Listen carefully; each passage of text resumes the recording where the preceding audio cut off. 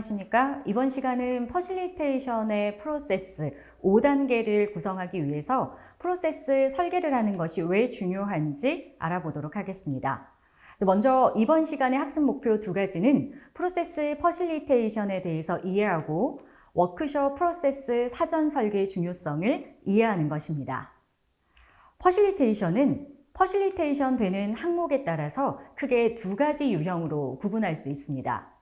첫 번째 유형은 내용 퍼실리테이션인데요. 토론이나 미팅에서 다루는 아젠다에 관해서 직접 내용을 퍼실리테이션 하는 것입니다.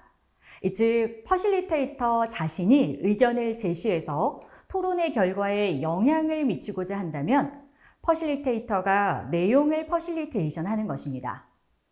두 번째 유형인 프로세스 퍼실리테이션은 안건이 어떤 방식으로 토론되는지를 다루게 됩니다. 다시 말씀드리면 프로세스를 퍼실리테이션 한다는 것은 토론이나 회의가 진행되는 방법이나 형식, 그리고 분위기 등을 구성하고 조율하는 것이라고 할 수 있습니다. 그래서 퍼실리테이터가 중립을 유지하면서 회의를 보다 효과적으로 이끌어가는 중개자의 역할을 한다면 바로 프로세스, 그 과정을 만들어가는 퍼실리테이션을 하는 것입니다. 우리는 퍼실리테이션 과정을 통해서 내 의견을 직접적으로 제시하는 기존 형태의 회의 방식을 벗어나서요, 좀 더 다양한 조직 구성원들의 여러 가지 생각을 열어갈 수 있는 방법에 대해서 함께 고민하고 있습니다. 그렇기 때문에 이 문제를 해결하고 갈등을 조정하고 또 조직 안에서 의사결정을 필요로 하는 많은 회의를 아주 원활하게 이끌어가기 위해서는 프로세스 퍼실리테이션을 설계하는 방법에 대해서 저희가 먼저 이해해야 하는 것입니다.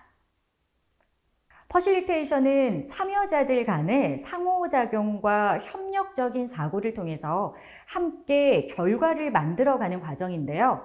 이 과정 속에서 서로에게 좀 더 긍정적인 영향을 주고받게 되는데 의미가 있다고 할 수 있습니다.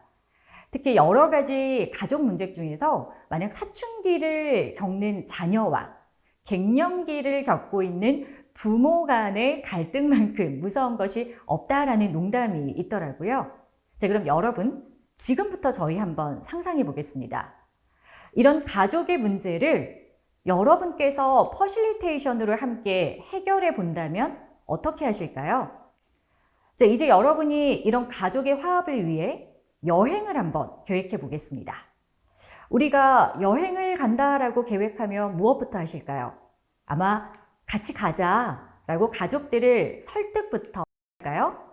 아니면 여행의 목표를 정하고 가족들과 성향, 그리고 성격, 취향 등을 반영해서 목적지를 정하시고 어떤 교통수단으로 가야 할까? 가서 우리는 무엇을 할까 같은 활동을 정하고 일정을 만들어 가실까요? 아마 두 번째가 좀 더 가깝지 않을까 싶은데요. 이때 여러분은 아마 고민하실 겁니다. 사춘기를 겪고 있는 아이와 갱년기를 겪는 부모가 어떻게 해야 부딪히지 않고 같이 즐겁게 보낼 수 있을지 그 방법까지도 고민하실 것 같습니다. 그렇다면 우리가 가서 이것만큼은 함께 지켜보자, 또 이것만큼은 꼭 함께 해보자 라고 하는 것들을 고려하면서 여행을 계획하실 건데요. 바로 우리의 회의에도 그러한 여정을 만드는 그 과정을 기획하는 단계가 필요한 것입니다. 이 설계가 어떻게 진행이 되고 어떻게 구성원들을 참여시키느냐에 따라서 이번 가족여행이 좋은 추억이 될 수도 있고 또 반대로 나쁜 추억이 될 수도 있는 것처럼 저희의 회의도 이 설계에 따라서 좋은 결과를 만들 수도 있고 그렇지 않을 수도 있는 것입니다. 네, 프로세스 퍼실리테이션은 바로 이 how를 만드는 것입니다. 그래서 집단의 관계나 분위기를 고려해서 회의의 목적을 달성하기 위해서는 어떤 방법을 어떤 순서대로 쓸 것이냐, 그리고 참여자들의 관계를 어떻게 유지할 것이냐, 또 우리가 지켜야 할 것은 무엇인지를 철저히 고려해 주시는 게 좋습니다.